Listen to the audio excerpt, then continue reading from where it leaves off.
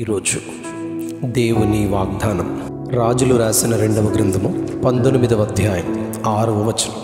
నీవు వినిన మాటలకు భయపడవద్దు, నీవు వినిన మాటలకు భయపడవద్దు. రాజైన హిజ్కియా సేవకులు యెషయా యొద్దకు రాగా యెషయా వారితో ఇట్లనెను, మీ యజమానునికి ఈ మాట తెలియజేయుడి. యెహోవా సెలవిచ్చినదేమనగా, అష్షూరు రాజు పనివారు నన్ను దూషింపగా నీవు వినిన మాటలకు భయపడవద్దు. అతనిలో ఒక ఆత్మను పుట్టింతును. అతడు వదంతి విని తన దేశమునకు వెళ్ళిపోవును. తన దేశమందు కత్తి చేత అతని కూలజేయుదును.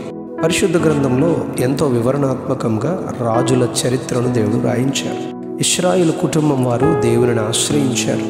వారిని దేవుడు ప్రత్యేకించుకొని ఎన్నుకున్నారు.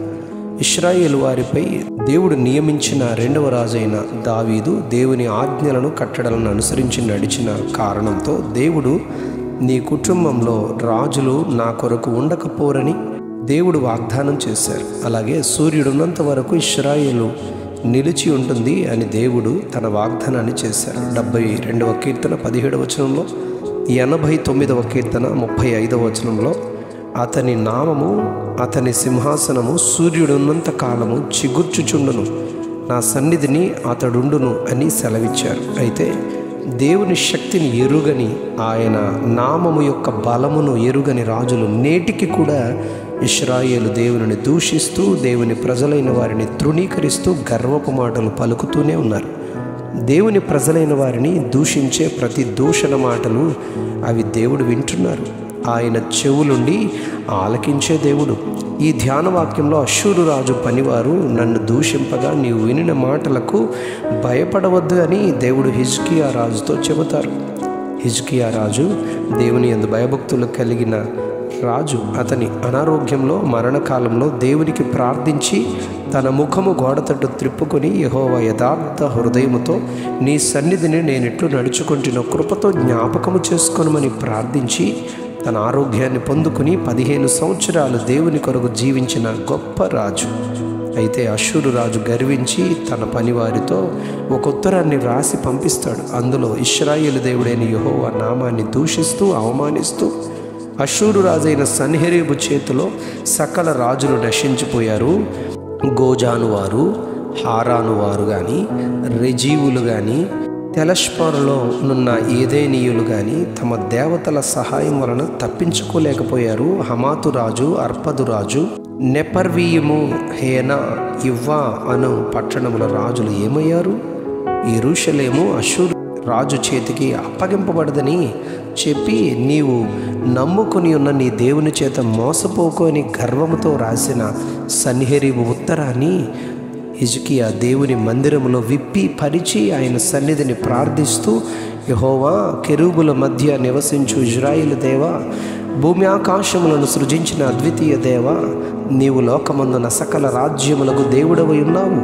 యెహోవా, చెవియొగ్గి ఆలకించు, కన్నులు తెరిచి దృష్టించుము.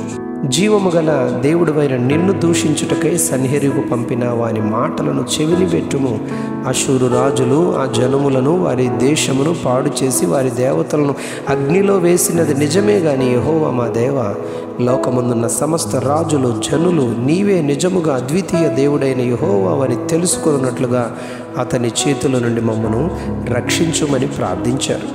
రాజులు రాసిన 2వ గ్రంథం 19వ అధ్యాయం 20వ వచనంలో, నీవు చేసిన ప్రార్థన నేను అంగీకరించాను అని హిజ్కియాతో దేవుడు బదులిచ్చారు. సన్హెరీబు తన దేశానికి అనగా నినివే పట్టణానికి వెళ్ళి నిస్రోకు అను తన దేవత మందిరమందు మొక్కుచుండగా తన కుమారులైన అద్రెమ్మెలెకును షెరెజేరును ఖడ్గముతో అతన్ని చంపి అరారాతు దేశానికి తప్పించుకొని పారిపోయారు. అతని కుమారుడు ఏసర్హద్దోను అతనికి మారుగా రాజు అయ్యారు. సామెతల గ్రంథం 16వ అధ్యాయం 18వ వచనంలో, నాశనమునకు ముందు గర్వము నడుచును, పడిపోవుటకు ముందు అహంకారమైన మనసు నడుచును అని సొలొమోను ద్వారా దేవుడు బోధించారు. ఎందరో రాజులు, అధికారులు, మనుషులు తాము దేవునిపై విరోధంగా గర్వించి మాటలాడి వారి ప్రాణాలను పోగొట్టుకున్నారు. వారిలో కొందరిని మీకు జ్ఞాపకం చేస్తాను. నిర్గమకాండం 10వ అధ్యాయం 28వ వచనంలో ఫరో మోషేతో, నా ఎదుట కనిపించావంటే నిన్ను అప్పుడే చంపేస్తాను, జాగ్రత్త అని చెప్పాడు. కానీ అక్కడే ఆ సమయంలోనే ఆ రాత్రే ఐగుప్తులోని తొలిచూలు సంతానం అంతటిని దేవుడు నాశనము చేయడం, మరణదూతకు అప్పగించడం మనం గమనిస్తాం.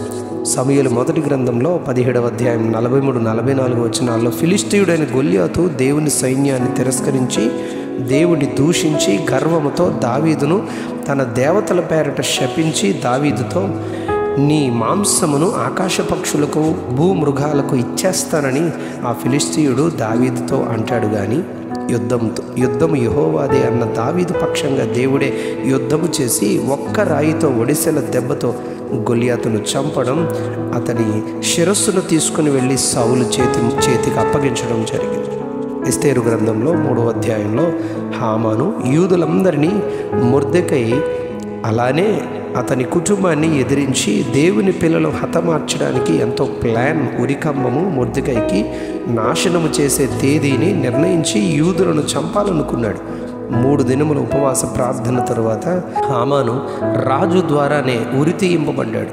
దేవుని విరోధులు, శత్రువులు పలికే నాశనకరమైన భయపెట్టే మాటలకు దేవునిపై ఆధారపడేవారు భయపడరు. ఆయనే మన పక్షంగా శత్రువులతో వ్యాధ్యమాడి మన పక్షము వహించి మనలను ధైర్యపరచును గాక. Amen, amen, amen. నీవు వినిన మాటలకు భయపడవద్దు. ఆమెన్.